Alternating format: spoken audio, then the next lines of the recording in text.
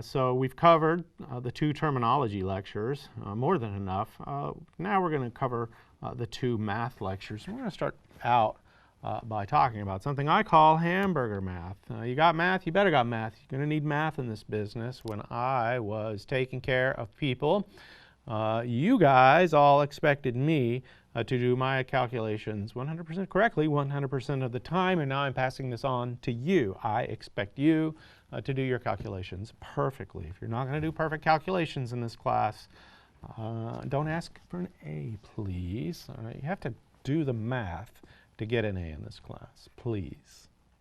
All right, well, I call this hamburger math. Other people call this dimensional analysis. When you call it dimensional analysis, it seems real complicated. And then when you start doing the algebra for dimensional analysis, everyone starts to get scared. One of my favorite stories to tell, I was sitting right here delivering a lecture when the previous class was still talking. They used to ask their instructor a bunch of questions when my lecture started. And I started talking about somebody in an ICU having a seizure and what was the dose of medication that person needed. What dose of Dilantin did that person need? And you'll see those questions. And when I start talking about that, they all really look freaked out and ran out of the room. They're not even in my class, and they're getting scared of dimensional analysis. So to keep people from being scared and run away, we started calling it burger math. Actually, my physics teacher at Baylor, Greg Benish, was doing a proof, and I think that's kinetic energy equals mc squared, which they play on the NASA channel occasionally before this program. It's a great proof, and as he's going through it, it's not a great proof at 8 in the morning when you're 20 years old. And so we're all looking at him half asleep, and we're like, well, how did you get from there to here? And he's just like, oh, well, are all these units confusing you? Well, if I used hamburgers and pickles, would that make it simpler? And we're like, okay, we won't ask. And so that's the first time I ever heard that referred to as hamburger and pickle math, and it kind of stuck with me as I taught dimensional analysis to other people. And the fact that I watched way too much SpongeBob before I had kids. All right, so here in Krabby Patty Land, we're going to have a very simple rule. We're going to put 3 pickles on every hamburger, regardless. All right, we're putting 3 pickles on every hamburger. And so before we get to dimensional analysis, I want you to know something about word problems. And the first thing I'll tell you is that word problems, we just get rid of the words and leave ourselves with the numerics and the units that matter. All right. And so we're going to have rules here in Krabby Patty Land. We're putting 3 pickles on every burger. And so to succeed at word problems, you really have to understand how many ways we can say 3 pickles on every hamburger, right? 3 pickles for every hamburger, 3 pickles per hamburger. A hamburger has 3 pickles, a hamburger per 3 pickles. This is from our legal department. This is the most complicated way to say 3 pickles on every hamburger. We don't have to use complex legal phraseology. We can say, use all sorts of Greek letters and 3-letter abbreviations, and all of these things mean 3 pickles on every hamburger. And so the point of this is very simple, that when we look at word problems, they use all sorts of words and Greek letters and legal phraseology, which become very, very confusing. And what I want you to do is to be able to go through those words and pull out the information that you need to do the equation and ignore the rest, all right? This is how I want you to say 3 pickles on every hamburger, all right? 3 pickles over a hamburger, 3 pickles per hamburger. Yeah, you knew that. But I want you to remember that when you say 3 pickles per hamburger, you are saying the same thing as 1 hamburger per 3 pickles. All right? And so this is the first confusing part of dimensional analysis. Look, 3 over 1 does not equal 1 over 3, but 3 pickles per hamburger does equal 1 hamburger per 3 pickles. And so what I'm trying to show you here is that when you have a numeric like the number 3 and then a set of units, and that's on the numerator, that's on top, the denominator has a numeric and a different set of units. And when that happens, then we can turn this upside down and they will be equal to each other. All right, well, let's go to something that's a little bit easier to understand than pickles and hamburgers. Take this conversion right here. 2.2 pounds is equal to 1 kilogram. Please memorize this because we'll throw around pounds and kilograms in a hospital like everybody's some kind of expert at this. And the thing that I would recommend is know what 10, 20, 30, 40, 50, 60, 70, 80, 90, 100 kilograms is equal to in pounds. And then the guy at the fair and the amusement park can guess people's weights. So can you. And so get in the habit of looking at somebody's weight and seeing if you're approximating properly. All right, back to our regularly scheduled program. 2.2 pounds is equal to 1 kilogram. All right, let's do some algebra. We're going to divide both sides of the equation by the same thing. When we divide both sides of the equal sign by the same thing, we are left with the same thing, so we can leave the equal sign there. So 2.2 pounds divided by anything is equal to 1 kilogram if it's divided by the same anything. And so here we've taken the 2.2 pounds and divided by 1 kilogram is equal to the 1 kilogram divided by 1 kilogram. And over here, anything over itself is equal to 1. Whether it's a numeric over itself or a unit over itself, it is still equal to 1. And so 2.2 pounds over 1 kilogram is equal to 1. All right, let's do it again. Now we have 2.2 pounds is equal to 1 kilogram. We knew that. And instead of dividing both sides of the equation by 1 kilogram, we've divided both sides of the equation by 2.2 pounds. And what are we left with? All right, well, 2.2 pounds over 2.2 pounds is equal to 1. Anything over itself is equal to 1. It doesn't matter what it is. It's equal to 1. We can argue if it's 0 over 0, but everything else over itself is equal to 1. 1, which is equal to what? 1 kilogram over 2.2 pounds. All right, so those both are equal to 1. They are equal to each other. So again, we have 2.2 pounds is equal to 1 kilogram. We can write that as 2.2 pounds over a kilogram, and then we can flip that upside down, just like we do with pickles and hamburgers. All right, so 2.2 pounds is equal to 1 kilogram is the same thing as 2.2 pounds over 1 kilogram, which is the same thing as 1 kilogram over 2.2 pounds. And so that's why when we have a numeric, like this number 2.2, and a unit like pounds over a numeric like 1 and a different set of units, we can turn those upside down just like pickles and hamburgers. So that's why 3 pickles over 1 hamburger is equal to 1 hamburger over 3 pickles. And I think I've explained that. So numbers with units will require very special treatment. Here I have numerics, numbers with no units. All right, so 1 plus 1 does not equal 3. I hear it all the time. How does 1 plus 1 equal 3? You have to expand your mind to think about how 1 plus 1 is equal to 3. All right, well, 1 plus 1 does not equal 3, right? Period. The number 1 plus the number 1 does not equal the number 3. I don't care who's arguing with me. But when we start adding units to the numerics, when the numerics start referring to units, then it's the units that matter, not the numerics. And that's what dimensional analysis is about. Dimensional analysis is about paying attention to the units, and then the numerics will take care of themselves. All right, so if you have one thing, like a sock, and then you have one pair of socks, all right, well, the one thing is not the same thing as the one pair of things. All right, so one thing plus one pair of things is equal to 3 things. So yeah, 1 plus 1 does equal 3 as long as our numbers are referring to different units. Right? So numbers with units do require special treatment. And no, 1 plus 1 does not equal 3. Right? We can do this with any conversion. Right? But one thing I see when you guys are doing these quizzes is that you'll use the wrong inversion. And then I hear other people teach math, and something will say from the pharmacy will say, oh, 50 milligrams over 500 milliliters, and the teacher says, you can't flip that upside down. I'm like, well, yes, you can, to put the correct unit on top. And so that's what we want to do. Are we going to use 1 hamburger over 3 pickles, or are we going to use 3 pickles over 1 hamburger? They're equal to each other. I'll tell you right now, if the question's how many pickles, pickles will be on top. The question's how many hamburgers, hamburgers will be on top. How many pickles, pickles on top. How many hamburgers? Hamburgers on top. Right? So when we're picking which inversion of the conversion that we want to use, what goes on top is the unit that the question is asking. All right? So if the question is how many pickles, we'll use that. If the question is how many hamburgers, we'll use that. All right? How many kilograms? How many pounds? How many kilograms? How many pounds? Because I can't ever remember if I'm supposed to multiply by 2.2 or divide by 2.2. I always forget, so I have to set it up like this. All right?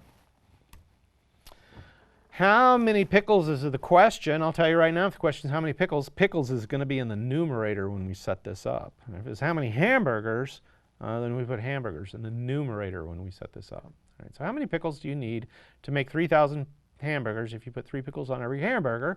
And this is where I want people to turn it off and go, oh, this is so simple, I don't need to learn this. And then you realize that you have some math problem through your career, because everyone else is going to teach you how to memorize formulas, and then you're going to remember them incorrectly.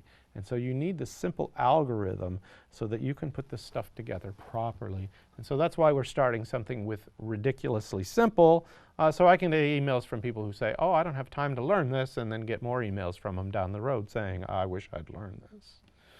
All right, how many pickles is the question. We know we have 1,000 hamburgers, and the only unit that we need is 3 pickles per hamburger. That's the only conversion that we need. And so that's the first thing I recommend when you're looking at word problems. Get rid of the words and just take the mathematical stuff and put it on top. How many pickles? All right, so that's the units. All right. And so in my math teaching, I will tell you the name of the unit I'm looking for. In other courses, like nursing, they'll say, oh, how much will you give? And then you have to decide the unit using common sense from all the phraseology in there. But with me, I will say the unit that I am looking for. How many milligrams? How many kilograms? How many pounds? Here. How many pickles? And so the first thing I recommend you do is just realize, what's the question asking? How many pickles? Well, if the question's how many pickles, the answer's how many pickles. Who knew it was that simple?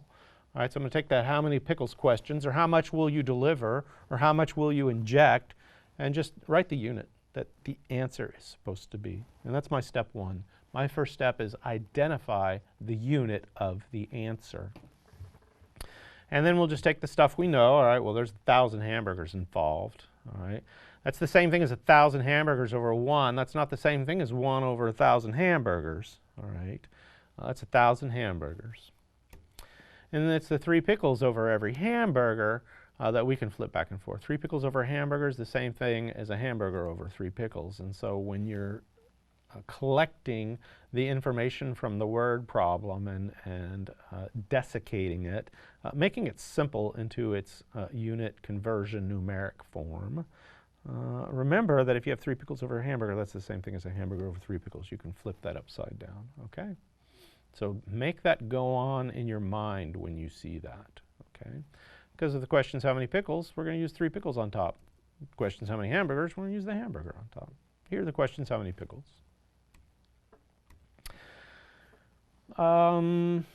So, what is the question? This is how I set this up. This is like a fishbone diagram. I think I explained this better. Maybe it's in your notes. But the question is how many pickles? All right. That's the same thing as how many pickles over 1. So the numerator's on top, the denominator's on the bottom. So when the question says how many pickles, well, what it's really asking is how many pickles. Pickles, the unit pickles, is in the numerator. And so when you have a question with how many units, that unit needs to end up in the numerator when you set that up. That means when it comes over here, it needs to be in the numerator on top. So this is our fraction line. See that fraction line right here? That's going to be our fraction line right here. Instead of using x's and stars, we're just going to use that for multiplication. And so that's called a fishbone diagram, and we'll do that with dimensional analysis. All right, because the question is how many pickles, the answer is how many pickles, because pickles is the answer. I'm going to put pickles on top when I use my pickle hamburger formula. Right? Never do this. Never write your fractions with a slash. By the way, this is for a keyboard. This is not for your hands. Your hands need to write your fractions in a horizontal line. Start that right now, or plan on making medical errors that cause lethality somewhere in your career. All right? Because someday you're going to wish you took all this advice. That's why I bother going through this, because there's no point in knowing tons and tons and tons of pharmacology if you make stupid mistakes that kill people.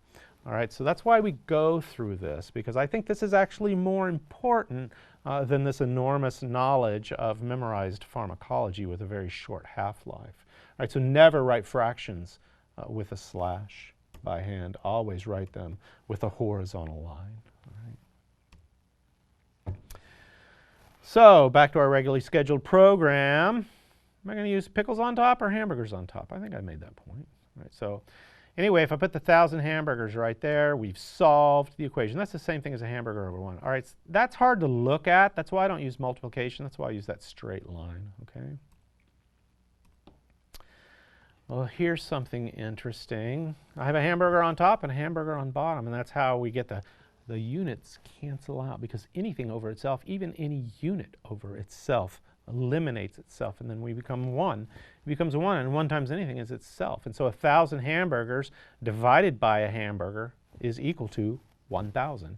And now I have 1,000 times 3 pickles. Pickles is the only unit left, and that's how I have 3,000 pickles, the same thing as 3,000 pickles over 1. I need you guys to be in the habit of being able to do this. Sounds ridiculous when we're talking about pickles. That's because I'm trying to not scare you away when we start talking about seizures and algebra and dimensional analysis. All right, so we put the pickle formula right there. We put pickles on top because the question's how many pickles, the answer's how many pickles. Because the answer's how many pickles, we're going to put pickles in the numerator when we set this up. And you say, well, 3 pickles over a hamburger is equal to hamburger over 3 pickles. Why not just do that right there, Dr. Farmer? Because it's the same thing. It's like, well, it might be the same thing, but what we end up is 1,000 hamburgers times a hamburger divided by 3 pickles. The answer to that is 1,000 divided by 3. That's where the 333.3 comes from. And now I have a hamburger times a hamburger. That's a hamburger square divided by a pickle. All right, well, the question wasn't how many square hamburgers per pickle. Nobody's going to ask us something like that. Maybe an architect might ask us that. And look, if the architect had said, you know, I need to know exactly how many square hamburgers there are per pickle, well, we'd set it up like this. We'd say, oh, 1,000 hamburgers times a hamburger divided by 3 pickles. This would give us the answer, but the question wasn't how many square hamburgers per pickle. The question was how many pickles, all right? And so that's where this inversion of the formula becomes correct, because now we have a hamburger on top, a hamburger on bottom. Those cancel out because a hamburger over a hamburger is equal to 1. 1 times anything is a waste of time, at least in dimensional analysis. So that's where we get the 1,000 times 3. This seems ridiculously simple. We're starting ridiculously simple because a lot of the ridiculously complex setups that you're going to see in pharmacology are ridiculously this simple right here. The only reason that you're afraid of them is because we use emergencies and disease processes. When I talk about pickles and hamburgers, it's like, oh, well, even SpongeBob could figure that out. Great, figure this out. How many hamburgers can you make with 732 pickles, considering we do put 3 pickles on every hamburger each and every time? All right, let's use burger math to solve this equation. All right, so the first thing I like to do is extract the important information from all the words that don't matter. All right, how many hamburgers? Hamburgers is the question, so hamburgers is the answer. That means hamburgers is the unit that belongs in the numerator when we set this up. We know there's 732 pickles involved. That's not something over a unit. That's 732 over 1, so that is a numerator right there. And then we have this conversion formula, and remember 3 pickles over a hamburger is the same thing as a hamburger over 3 pickles. So you need to be able to do this in your mind when you're seeing these conversions. When you see milligram per kilogram, you need to know that you can flip those upside down when you're doing dimensional analysis. When you're memorizing a bunch of formulas, you can make those mistakes. But with dimensional analysis, I need you to know this system. I need you to know that 3 pickles on every hamburger is the same thing as a hamburger over 3 pickles. Because we're going to flip those conversions upside down, just like hamburgers and pickles, over and over and over again, so that I can make the point. All right, so now I know the unit of the answer is hamburgers. There's 732 pickles somewhere in the equation, and there's 3 pickles per hamburger, which is a hamburger per 3 pickles. I think I've made that point. That means we can make the words go away words, and now we can be set up with our fishbone diagram. This horizontal line, again, is the fraction line. And these lines are multiplication, because then it's just easy to see what's inside of the boxes. All right. So the question is how many hamburgers? Because the question is how many hamburgers? The answer is how many hamburgers. Hamburgers is the unit of the answer. That means that unit needs to be in the numerator when we set this up. Remember, the numerator is on top. So we need to put a hamburger unit on top first. And that's what I do with dimensional analysis. A lot of people work from the left to right direction. I work from the right to left direction. You'll end up with the same answers, but for me, step 1 is always to make sure the correct unit is in the numerator. All right? because that's the same thing as hamburgers over 1. So which one of these do you think? Do you think we'll use 3 pickles over a hamburger? Well, why would we do that? The question's how many hamburgers, and so which one of these inversions of the conversion is going to give me hamburgers in the numerator? That one? No. But that one right there? Absolutely. All right, so that's why I chose this first. Because the question's how many hamburgers, the answer's how many hamburgers, because the answer's how many hamburgers. Hamburgers needs to be in the numerator when we set this up. That is why hamburgers is in the numerator right there. I put the 732 pickles right there, and everything falls into place. And that's the same thing as 732 over 1, right? Because my pickles cancel out. A pickle over pickle is equal to 1, and I end up with 732 divided by 3 hamburgers. Pickles cancel out because a pickle over a pickle is equal to 1. And I'm left with 732 divided by 3 hamburgers, which is 244. Now, usually there's someone in class with their calculator making sure I'm correct, and I get lots of emails when I'm wrong. I'm sure I'll get some today. Well, 3 pickles over 1 hamburger is the same thing as a hamburger over 3 pickles. Why can't we just do this? And you guys will do this all the time. I'll look at your Laulima answers, and I'll know that you did this right here. You didn't cancel out the units. So here we've taken the 732 pickles and multiplied that times 3 pickles over a hamburger. And what we end up with 732 times 3 square pickles per hamburger. If the question was how many square pickles per hamburger, this would be the correct answer. The question's not how many square pickles per hamburger, right? The question's how many hamburgers. Because the question's how many hamburgers, we have to set it up like this so our units cancel out, leaving us only the unit hamburger. And so this is kind of like playing dominoes, where instead of numbers on the dominoes, there's just units on the dominoes. And if you line them up correctly, then only the right units will be pointing out and usable. And so here we have a pickle over pickle. Pickle over pickle is equal to 1. They cancel out. We're left with 732 divided by 3 pickles. All right, well, this is going to be probably the most difficult. I think there's a dopamine question. There might be one question that's more difficult than this, but there's about 30 math questions, and none of them are more difficult than this. We've covered the dimensional analysis that you need to answer about 80% of the questions in the math section. All right, so that's why I want you to go through it again. Make sure that you understand the dimensional analysis very carefully.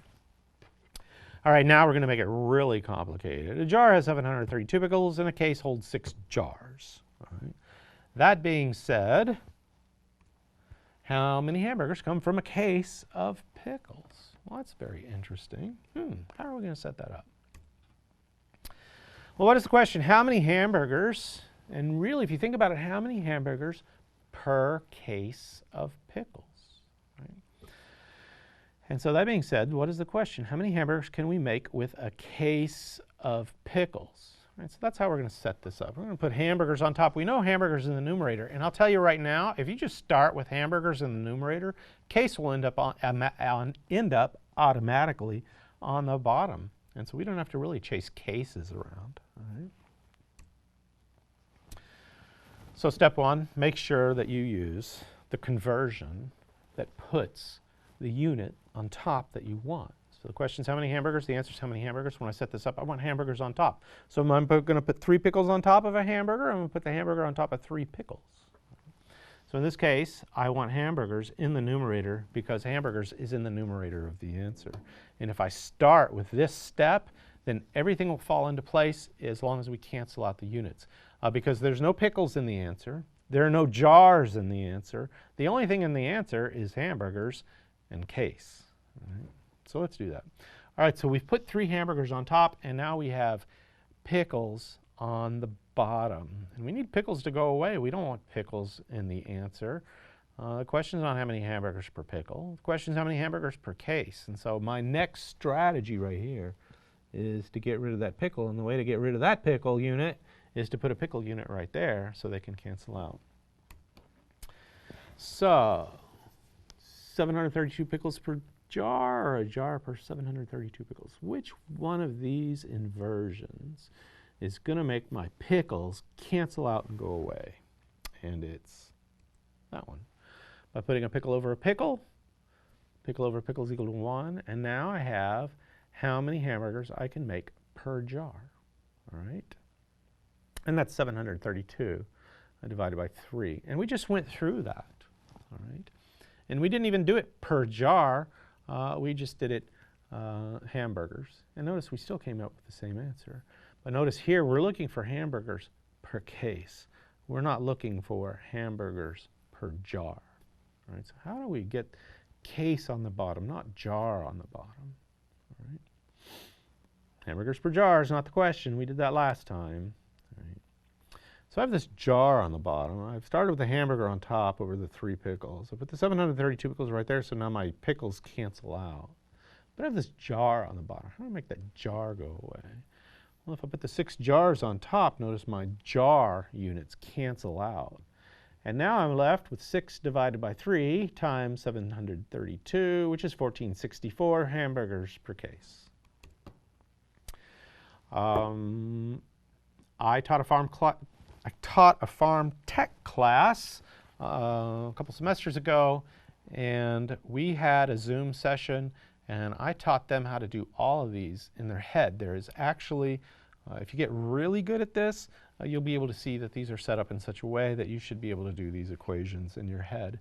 And by the time we slogged through all the stuff, they were able to answer the questions that you guys see in the math quizzes. They're able to do those in their head. Because this dimensional analysis business, we use it in chemistry, astrophysics. We do some really incredible things using dimensional analysis. It works great. And so that's why I want you guys to see this doing drug calculations, because I know many campuses across the system teach their students dimensional analysis, and our healthcare students here do not learn dimensional analysis unless they learn it from me. So the reason I go through this is not to irritate you. The reason that I go through this is that I have been in plenty of life and death situations where my ability to come up with the correct calculation has resulted in a good outcome that could have potentially been disastrous. And I've really noticed in my clinical career, it's my ability to do dimensional analysis that has done far greater good than any memorization of any kind of drug, because I can usually look that up.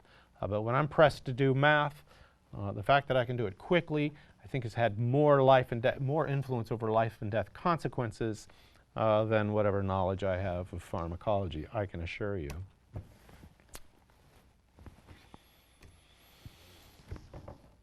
Burger math is so easy. Gosh, if you've made it this far, you're sitting there, oh man, burger math, that's so easy.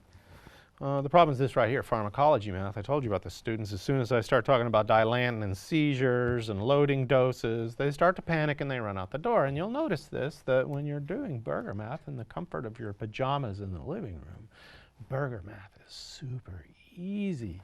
And then one day you're going to be in the emergency room, it's hitting the fan, and there's going to be some question about a dosage. Is this dose correct? Or, wait a minute. You know, on the last set of slides, I'm sitting there looking at something, and something's wrong. There's like 3 errors out of the book that I'm using, and you're going to come across that. You're going to be in a hurry. You're going to have an emergency situation. You're going to look at something, and you're going to like, is that correct? And it's really hard to think. Believe me, it's hard to sit here and think looking at a camera.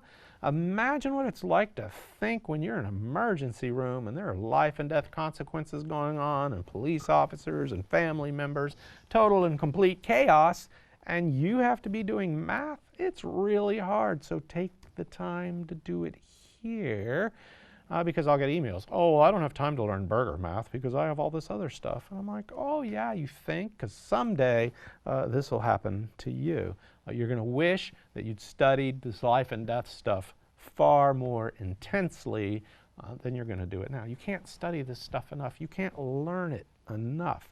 You can study this stuff 24/7, forever, and then you'll still end up in a situation where you wished you learned even more. So take your studies of this stuff seriously, because pharmacology and pharmacology math is a life and death sport, and you guys are going to need lots of training. All right, what makes pharm more complicated? Well, one, the question is just like, oh, well, how much are you going to give? How much will you administer? Well, and then you got to figure out the units. With me, I'm going to tell you what units you're going to administer. one of the problems with pharmacology is that we'll talk about drugs in units like, oh, this is 40 milligrams of drug, but it's in 500 milliliters of solution. And so we can give the 500 milliliters of solution to give 40 milligrams of drug. And so the fact that the drug unit is one measurement, but how we give it is a different unit, makes things a little bit more complicated. However, nothing is more complicated than what we covered in Burger math. So pills are easy because they're administered in the same unit per tablet. I wanted you to see some per tablet dimensional analysis. So remember, like if you have a tablet, like ibuprofen, 200 milligrams per tablet. Remember, that's the same thing as a tablet per 200 milligrams. So if the question's how many milligrams, if you have X number of tablets and you want to know how many milligrams, if the question's how many milligrams, milligrams will end up on top. But if you have tablets that are milligram per tablet, and then somebody's going to say, oh, well, how many tablets? Oh, then you're going to set up like this, a tablet over the number of milligrams that that tablet is. So you'll see this. Drug A comes in 12.5 milligrams per tablet. How many tablets is 37.5? All right. So let's, first thing I'll do, hopefully, is how many tablets? The question's how many tablets? I'd write that up. And I'm like, oh, well, I know there's 37.5 milligrams. All right, so I'll put 37.5 milligrams up there. And then I have 12.5 milligrams per tab, and I'd write that at the top. That's what I did. Good. How many tablets? 12.5 milligrams per tab. Remember, that's the same thing as a tab or 12.5 milligrams. Be able to flip those back and forth. And then we have 37.5 milligrams. All right, so the information at the top is all I need to set this up. All right. So that's my first step when I'm doing these sorts of calculations, is just ignore, in a lot of the healthcare classes, they have big, long, you know, the nurse meets Mr. Jones, who is very happy to be in the hospital, and after a long breakfast, he decides, and a paragraph later, you realize how many tabs in milligrams per tab and 37.5 milligrams. Sometimes it takes people like paragraphs to write that, and what I do is just try to separate the stuff that I need to set the equation up. So again, the question's how many tablets? Because the question's how many tablets, the answer's how many tablets. It's the same thing as a tablet over 1. And so tablets needs to be in the numerator when I set this up. So if you have 12.5 milligrams tabs, how many tablets is 37.5 milligrams? That's what we want to know. We're going to put the 12.5 on top? No. We're going to put the tablet on top because putting the conversion in this way is the only way to put tablets on top. By putting tablets on top, I want the milligram unit underneath to cancel out, and the way to do that is to put 37.5 right there in the numerator. Now I have a milligram over milligram over milligram is equal to 1, and I'm left with 37.5 divided by 12.5 tablets, which is 3. Right. Sure, you might be able to do this off the top of your head, but you're not going to be able to calculate doses, drip rates of dopamine off the top of your head unless you get really, really, really good at this. And so that would be my recommendation. Sure, there's some publisher that tells you the answer, but I can tell from reading the book that some of that stuff is actually wrong, and the same thing happens when the computer or somebody else does the math for you. You'll look at it and you're just like, is that off by like a decimal point? You know, is that 10 times the normal dose? And so you need to be able to look at stuff and make sure that what you're giving is actually the appropriate dose.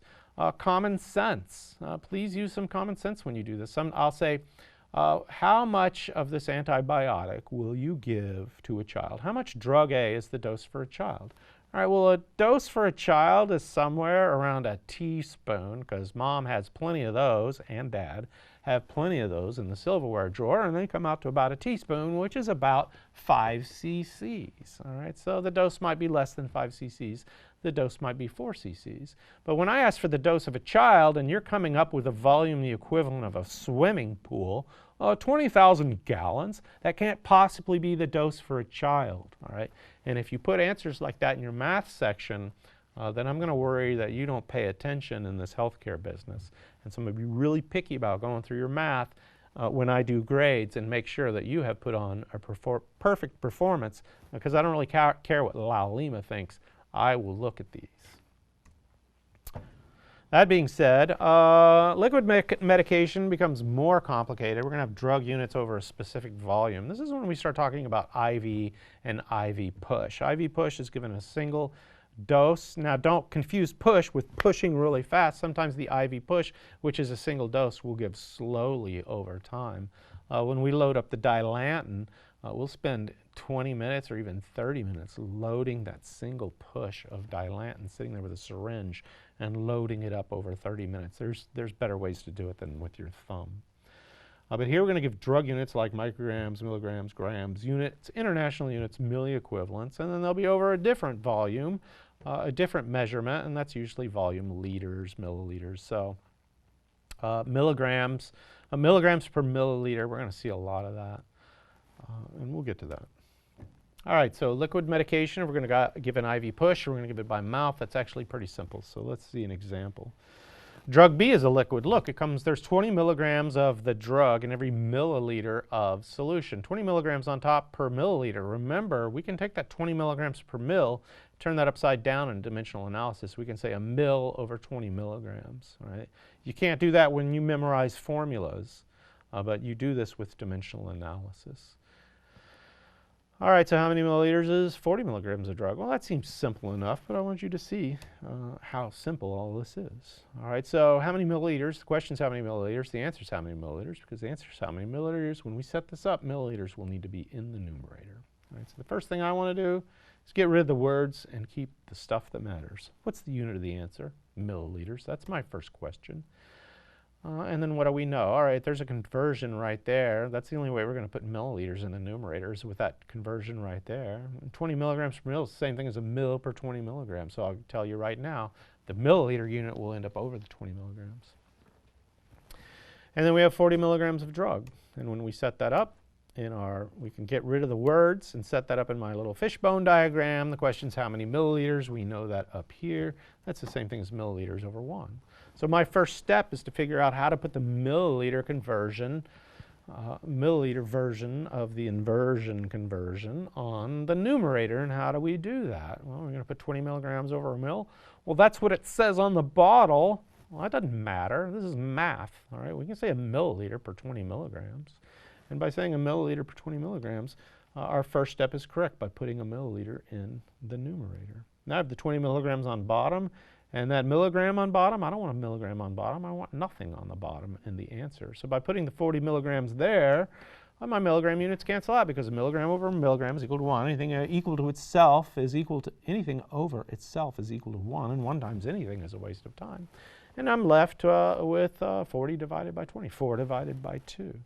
Which is 2 milliliters. You might be able to do this off the top of your head, but I want you to see how important it is to be able to set these up. Because you'll do things that are far more complicated numerically, but notice that all of our setups are just as easy as the pickle and hamburger formula that we started with. Lasix comes as 10 milligrams per mil. How many mils is 80 milligrams? Right. Well, we'd set it up like this. How many mils is the question? How many mils is the answer? So there's my mil and the answer. How do I set this up? Oh, well, 10 milligrams per mil? No. We'll put a mil over the 10 milligrams because now my mils is on top and I have milligrams on the bottom. But I don't want milligrams on the bottom. I want it to cancel out. So I put the 80 milligrams right there. Everything just falls into place once you put the correct unit on top. And a milligram over milligram is equal to 1. 1 times anything is a waste of our time. 1 times anything is itself. And that's how those units cancel out. And I'm left with 8 over 1, which is 8. So that's 8 milliliters. Again, the numerics might get more complicated. Oh, some drug comes in 13.5 milligrams, and how many milliliters is 18.3. You're going to need to do stuff like this. And you're going to make a mistake if you memorize multiply or divide. Multiply or divide. We'll ask the coin. Instead of it being a coin flip, do it this way, and then you'll know exactly where the numerics lay out. Because the first thing you do is make sure the units are in the right place for them to algebraically leave you with the correct unit in the end. And that's why they'll call this units algebra. That's why it's called dimensional analysis.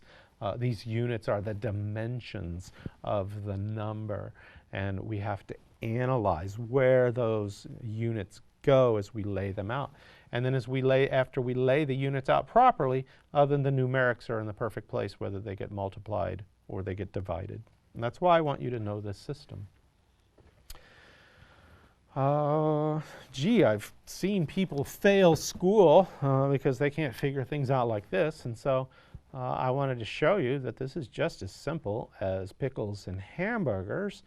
all sorts of medical errors are made from people who don't understand how to put insulin in a syringe. So we're going to go through that. You're going to give 8 units of insulin to a patient. The insulin, in this case, comes in 100 units. We use that big letter U for polypeptide hormones like insulin. And it comes as 100 units per milliliter. How many milliliters will you give? Remember, I always ask the unit, all right? So because the question is how many milliliters, the answer is how many milliliters. When I set this up, I'm going to put the milliliters over the 100 units, all right? And then I know there's 8 units involved, all right? So how many mils? I'll write that. 8 units and then 100 units per mil, or a mil per 100 units. By the way, that unit right here is the same as that U right there. All right, let's set that up. There it is. The question is how many milliliters. The answer is how many milliliters. See, I wrote that on the top.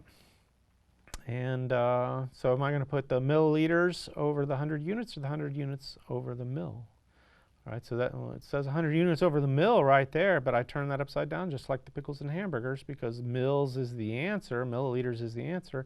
Milliliters needs to be in the numerator when I set this up, and so now I have a milliliter over 100 units.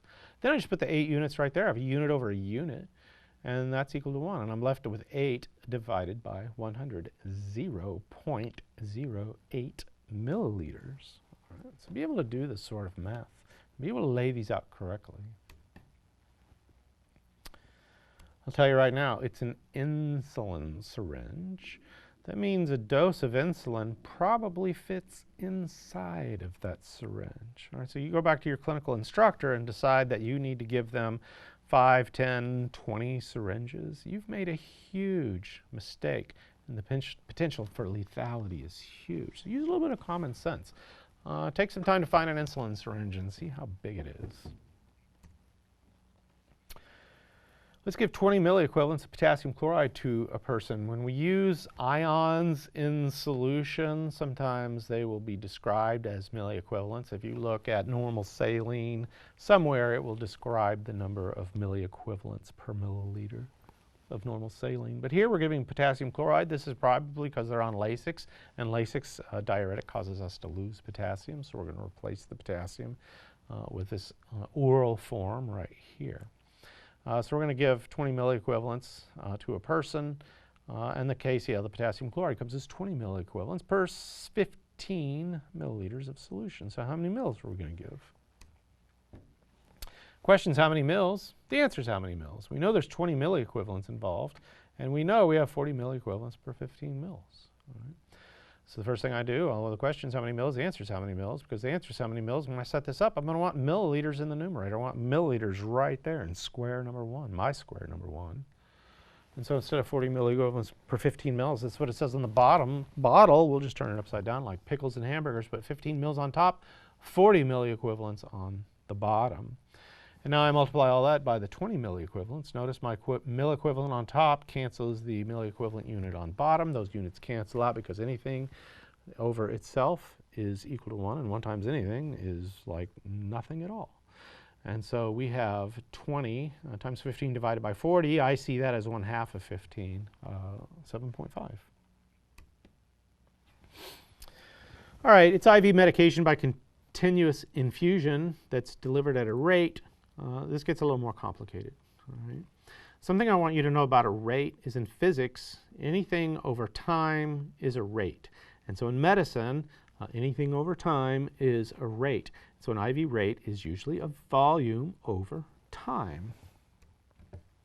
An IV rate is volume over time. IV rate will always be something like a volume over time, because a rate is always over time.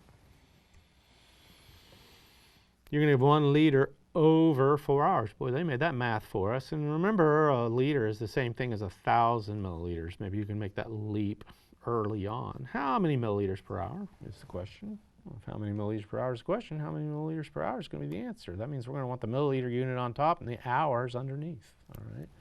So that was the question, how many milliliters per hour? So we're going to use 1 liter on top, 4 hours underneath, or are we going to put 4 hours on top and a liter underneath? Well, we'll start with that liter up on top, because that puts liters on top just like the liter right there, that milliliter. But notice I have time on the bottom, so already I know I'm in a good place. I have hours on the bottom. There are 1,000 milliliters per liter. There is a great metric lecture on the YouTube channel. Go find it if you do not have a thorough understanding of the metric system and where it comes from, why we use it. It's essential in the professional healthcare business to be a master of the metric system, so please don't skirt that. All right, so notice I have a liter over a liter, and those cancel out. And now I'm left with 1,000 divided by 4 milliliters per hour. 250 milliliters per hour is 1 liter over 4 hours. Well, then it'll get more complicated. A 220-pound person is to get 0.5 milligrams per kilogram of drug. How many milligrams is the question? How many milligrams is the question? How many milligrams is the answer? And so I'm going to put milligrams on top. I'm going to have 0.5 milligrams per kilogram. I've got a 220-pound person. And then I'm going to need the conversion, 2.2 pounds per kilogram. All right, when other people teach dimensional analysis, the other people that teach dimensional analysis to their healthcare students, they start from left to right.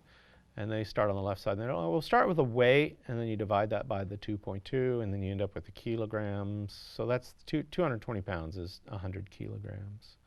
And then we end up with half of that. And that's how they work. I work the opposite direction. I'm like, well, what's the question? How many milligrams? Because the question's how many milligrams, the answer's how many milligrams. Because the answer's how many milligrams, my first step is to make sure that the correct unit is in the numerator here. If you make sure the correct unit is in the numerator right here, everything else falls into place. And when it doesn't, maybe you've made a mistake. And so here I've got the 0.5 milligrams over a kilogram. So then my next step would put the kilogram on top over the 2.2 pounds, so now my kilograms cancel out. And then by putting the 220 pounds there, my pounds cancel out. So my pounds have canceled out, my kilograms canceled out, I'm left with nothing but milligrams. 220 divided by 2.2 is 100 kilograms, half of that's 50 milligrams. All right. We're going to review these questions again, and you're going to see these on the LALIMA quizzes. One of the fun things about the LALIMA math quizzes is that you get to see the question over and over and over again, and you get to see your answer. The regular quizzes, you don't get to see your answer. The only way to figure out your answer is to score perfectly. But these, you'll see this question, and it'll look exactly like this, and it'll say how many milligrams of a diphenhydramine, and then that question will come from a bank, and in that bank is how many milligrams of diphenhydramine are in 3 cc's, 4 cc's. 5's too easy, so it's 6 cc's, 7 cc's, 8 cc's, 9 cc's, 11 cc's, 12, 13, 14, 16, 17, 18, 19. All right? All those questions are in the test bank. And when you see the question, it'll say how many milligrams of diphenhydramine are in 12 cc's. And then you answer that and you look at your answer. And then when you draw up the questions again, LALIMA is supposed to say, well, how many milligrams of diphenhydramine? And they're supposed to randomly draw from a different question. Randomly pull up a different question out of that pool. And so when you see this, if you take those quizzes over and over again to perfect them, you're going to notice that the setups for the questions are always the same in the repetitive format. What is different is one of the little numerics that changes. So that's what I want you to see, is those consistent setups. So please do this repeatedly until you have perfect answers. Perfect meaning mathematically perfect, not what LALIMA thinks, because LALIMA is not going to check these. I will check them. All right, so I'll tell you right now, diphenhydramine comes in a liquid, 12.5 milligrams and 5 cc's, so that I'd write that on top. And remember, 12.5 milligrams over 5 cc's is the same thing as 5 cc's over 12 milligrams. By the way, a cubic centimeter is the same thing as a milliliter. If you do not know that, you need to watch the metric lecture and make sure you have a great handle on the metric system. How many milligrams is the question, so how many milligrams is the answer, and then we have 10 cc's. All right. Well, if how many milligrams is the question, then how many milligrams is the answer? That means when I set this up, I'm going to put the 12.5 milligrams on top and the 5 cc's on bottom, and then just multiply that by the 10 cc's, and that'll give me the answer. All right, drug C is an oral medication that comes from the pharmacy, is 100 milligrams per 5 milliliters.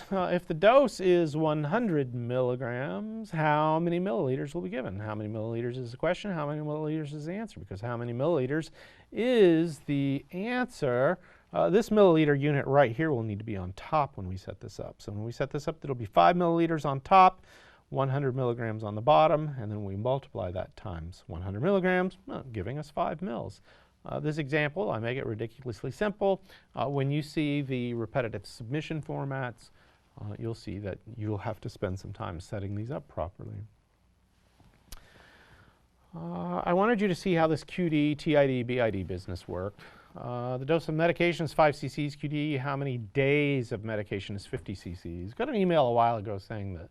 I got an email from someone who told me that their teacher told them that we can't use dimensional analysis to solve stuff like this.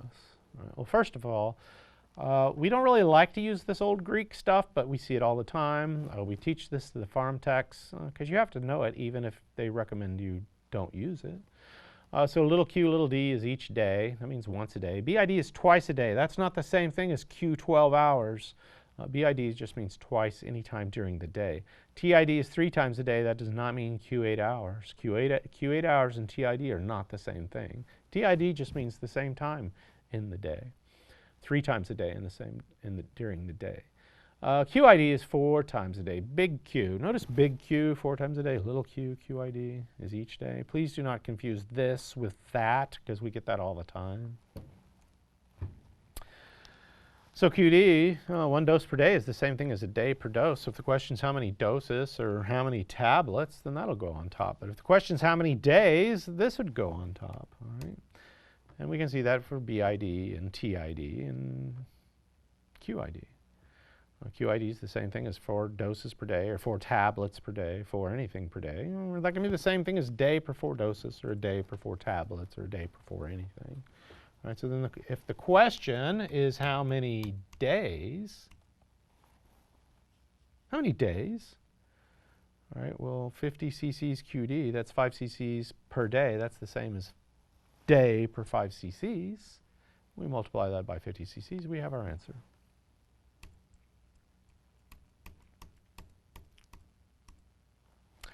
This is very difficult for people to understand, so we're going to cover it right now. Milligrams per kilogram per hour, complex fractions. All right, a milligram per kilogram per hour is the same thing as a milligram over a kilogram times an hour. How did that happen? If you can remember this step right here, then you'll be doing well. That the main fraction bar is the per hour, and that's milligram per kilogram. Minor fraction bar, major fraction bar. All right, learn this. The fraction a over b divided by the fraction c over d is equal to the same thing as taking the bottom fraction, turning it upside down, and multiplying. And so that's what they teach you when they teach you to calculate fractions. If you learn to multiply fractions, well, it's very simple. A times d over a over b times d over c is real simple. Multiply the top, multiply the bottom. That's what we get. But when we divide by another fraction, well, the easiest thing to do is just turn that fraction over, just like we do with pickles and hamburgers, turn it upside down, and multiply that times the top fraction. So it's like this is a hinge. Like you have a over b, and we're going to take the bottom thing, and we're going to flip it up. And so the d comes to the top, same thing as a times d over b times c. So again, when you take one fraction and you divide it by another fraction, that's like taking the bottom fraction, flipping it upside down, and just multiplying it. So a milligram per kilogram per hour is the same thing as a milligram per kilogram over an hour over 1. And if you take that and you flip that up, you take the bottom fraction, you flip it upside down and multiply it, you end up with a milligram times 1 over a kilogram times an hour. And so when we start talking about milligrams per kilogram per hour, you're going to need to know this right here. And with this series of lectures, I go ahead and give you the answers to all the math in the next lectures if you can make it through. If I can make it through. Oh, and I keep wishing I'd open the lecture this way. This right here, leading zero. I'll get questions and I'll just email people the link to this video right here. All right, so I was on a neurosurgery rotation while my friend was on a nephrology rotation, a pediatric nephrology rotation. And she told me this story. Not only have I heard the story from her, I've heard this story in its various forms several times during my career. I get emails about this as well. So this is very, very important about math. And it's this concept of a leading zero. And I'll give you a hint right now. The leading zero is right there. That's the leading zero. All right, so there was a newborn baby, had some kind of severe salt wasting nephropathy, and so they ordered 3% sodium chloride solution for the baby. Normal is 0.9% sodium chloride. Best way to spell that is like normal saline. This is the way I recommend you write normal saline, not like that, all right, like this, normal saline. All right, so if 0.9% is normal, 3% is very concentrated. All right. I took care of all sorts of people in my clinical practice. I don't think I ever had to use, I never used 3% sodium chloride solution on anybody. I was always able to accomplish my goals through 0.9% sodium chloride, because 3% is very concentrated and has a potential for a problem. But this kid, he's surrounded by rocket scientists who know exactly what they're doing, and so they have a 3% sodium chloride solution. And now the child's much better, and they're all happy with their success, and they want to switch the child to 0.9% sodium chloride, and don't write it like this. Write it like this, normal saline, NS, normal saline, normal saline. It's normal, all right? All right, so instead of writing for normal saline, our friendly nephrology resident tried to write for 0.9% sodium chloride. But she didn't write for 0.9% sodium chloride, she wrote for 0.9% sodium chloride. She left off the leading zero. And that decimal point was not seen on the copy that was sent to the pharmacy. Now, I know we have all sorts of computer systems that completely eliminate these mistakes, and that is not true. These computer systems, as complex as they are, lend themselves to be erroneous in other ways. And so if you're writing 0.9% sodium chloride, there's all sorts of ways that that can be interpreted as 9% sodium chloride. So they didn't write for 0.9. They did not use the leading zero. They left the leading zero off and wrote 0.9% sodium chloride. And the pharmacist said, oh, well, man, that kid has a salt-wasting nephropathy. They must really want concentrated sodium chloride. I would strongly urge you to make a phone call if you're the pharmacist to make sure that 9% sodium chloride, that's unheard of, and I don't think there's anywhere in the medical literature where it's appropriate to give somebody 9% sodium chloride. And so if you're a doctor writing orders and the pharmacist calls you and bugs you about it, and just like every time I ever write a prescription, they're doing you a favor by double checking your work, all right? Because of this right here. The resident wrote for 0.9% sodium chloride, and they sent back 9% sodium chloride, and they hung it on the child and killed the child very quickly. It was a fatal error. It was a disaster. It was a sad day for me. I wasn't even on the nephrology service. And so please don't do these things. You take math class, 0.9 and 0.9 are the same thing. I get all sorts of emails from people who don't make it this far in the lecture telling me that why is this wrong? Why are you counting this wrong? Well, if you don't put a leading zero in front of it, it's wrong. You take a math class, it's the same thing. If you collect coins that have silver or gold, they'll leave off the leading zero because it's all the same in mathematical terms. But in a clinical setting, that missing zero, that missing leading zero, can lead to all sorts of life and death consequences. And I've seen it several times. I've seen other people deal with this several times. I still get emails from students who tell me that this leading zero business is still a life and death situation. And the pharmacy technician book that we're using for our pharm tech courses, they make it very clear that the lack of a leading zero can lead to all sorts of pharmacologic errors. And so that's why we talk about math, because understanding these concepts are going to have far more you're going to have far more bearing over life and death because of these sorts of disciplines than your memorization of vast amounts of pharmacology. Okay? So don't let this happen to you. Don't let this happen to you. Don't let this happen to me. Don't let this happen to mom. Don't let this happen to child, because it gets really, really, really tough to be in this business when you see really, really simple things result in a disaster. So always use a digit in front of the decimal points. All right. But right now, we are here to have fun. All right. That's why doing this in the comfort of your living room, wearing your pajamas, is fun. So you can get really, really, really good at this stuff, so that this isn't happening to you. Okay. F is for friends who do stuff together. I'll make sure that you have the Roman numeral stuff in your, the Roman numeral lecture in your resources folders. You guys really have to know Roman numerals. They use Roman numerals in tax law. You got to know Roman numerals to know what Super Bowl it is. Tax law, Super Bowl. Where else do they use Roman numerals? At the end of a movie, the credits go by. You'll know when the movie was made by understanding Roman numerals. Other than that, nobody uses Roman numerals. Oh yeah, except for pharmacy and healthcare, we use Roman numerals all the time. And so part of your math understanding is to have a thorough command of the Roman numeral system. Now there's a reason that we don't use Roman numerals. There's a reason that we use Arabic numbers. Yes, Arabic numbers are what we use. Arabs have made incredible contributions to science and astronomy and math and mathematics, despite what they tell you on TV. And so we're going to look at this Roman numeral I here and figure out what kind of party that is. Make sure you understand these, M, 1000, D, 500. M, 1000, you see that a lot. D, 500, don't see that so much. C, 100, boy, that's really important. L, if you know which Super Bowl it is, then you'll know L's involved. X is 10, V is 5, and I is 1. And so this is where Roman numerals start. The problem with Roman numerals is this business right here. When the smaller number comes before the bigger number, then the smaller number is subtracted from the larger number.